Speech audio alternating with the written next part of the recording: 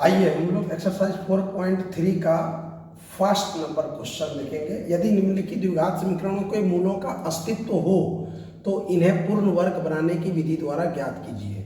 सबसे पहले हम लोग देखेंगे क्या कि ये जो द्विघात समीकरण दिया हुआ है ये इसके मूल अस्तित्व में हैं या नहीं है, अर्थात इसका अगर वास्तविक मूल निकल रहा है तो फिर इन्हें पूर्ण वर्ग बनाते हुए हल करना है। तो सबसे पहले हम लोग देखेंगे यहाँ ए वाला जो पद है वह 2 है, बी वाला जो पद है वह -7 है और सी वाला जो पद है वह 3 है। इस प्रकार हमें ए बी और सी तीनों पद मिल गया।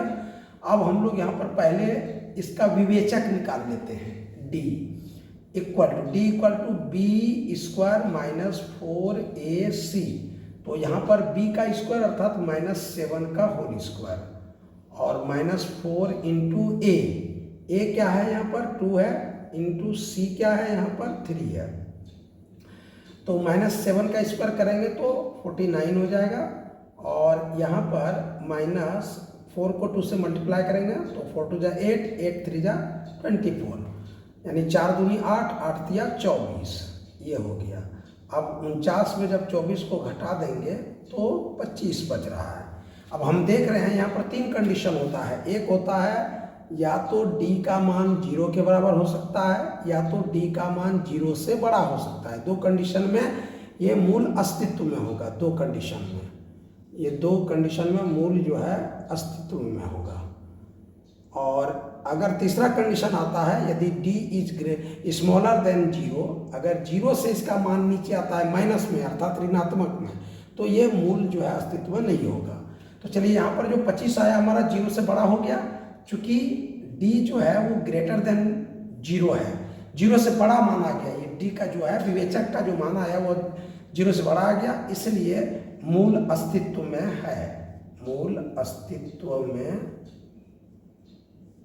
है। तो अब क्या करेंगे, इसको पूर्ण वर्ग करते हुए हल करेंगे। चलिए तो यहाँ पर क्या देख रहे हैं हम लोग 2x² -7x और +3 = 0। इसको हम लोगों को a + b के होल स्क्वायर या a - b के होल स्क्वायर इस तरह के वर्ग पूरा करके इसको हल करना है। तो सबसे पहले हम लोग देखते हैं कि यहाँ पर जो x² का गुणांक है 2, इसी से हम लोग समीकरण के दोनों पक्ष में भाग दे देते हैं। 2 से भाग दे देंगे, यहाँ भी 2 से भाग हो जाएगा। अब यहाँ तो x² -2 into a into b हो रहा है 7/4 अब प्लस यही हमारा b का स्क्वायर यहाँ पर जोड़ना है 7/4 का होल स्क्वायर। तो ये +3/2 को इस पर दाहिनी ओर ले आए तो यहाँ हो जाएगा -3/2 और ये हो जाएगा +7/4 का होल स्क्वायर, अर्थात इस पार भी उसको 7/4 का होल स्क्वायर को जोड़ दिए। अब हम देख रहे हैं कि यहाँ पर a² -2ab प्लस b² हो गया, तो ये हमारा हो जाएगा x² जो था वो a हो गया, यहाँ पर a² अर्थात a, और ये हो जाएगा हमारा 7/4 हो गया b, इसका हो जाएगा होल स्क्वायर, वर्ग पर बैठ गया। अब यहाँ पर हमारा हो गया 3 और ये हो जाएगा +7 का स्क्वायर 7 × 7 = 49 और बटे 4 × 16 ही हो गया। आगे हम लोग क्या देख रहे हैं, यहाँ पर ये हो गया x -7/4 का होल स्क्वायर जो का त्यों इक्वल टू, यहाँ पर दोनों का एलसीएम ले लेंगे तो 16 और 2 का हो जाएगा 16, 2 से डिवाइड करेंगे 16 को तो 8 टाइम होगा, 8 टाइम लगेगा भाग, और 8 को -3 से मल्टीप्लाई करेंगे तो 8 3 जा 24 हो जाएगा, -24 हो जाएगा प्लस। अब 16 से 16 में डिवाइड करेंगे 1 टाइम, 1 को 49 से मल्टीप्लाई करेंगे तो 49 हो जाएगा।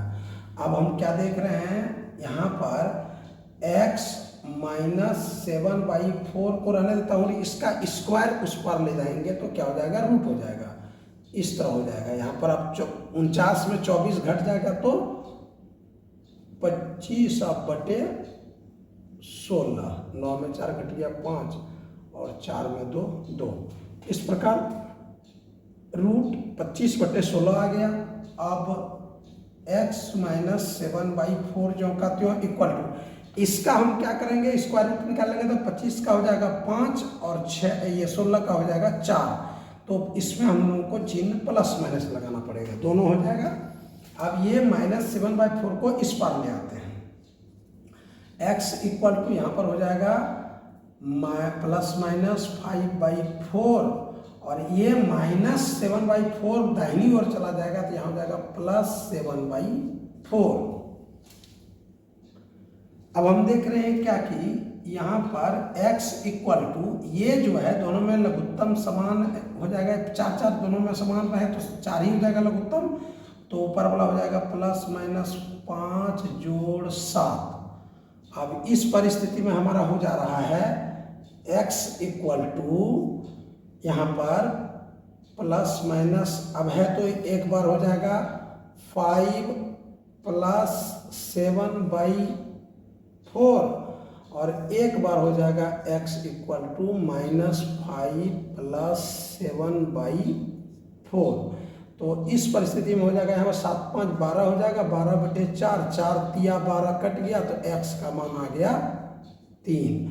यहाँ पर हमारा क्या हो जा रहा है, x इक्वल टू यहाँ पर हो जा रहा है 7 में 5 घट जाएगा तो 2 अब बटे 4, 2 से कट गया 2 × 2, 2 दूनी 4, x का मान आ गया 1/2। इस प्रकार x का मान आ गया 3 और 1/2, ये दोनों आंसर हो गया।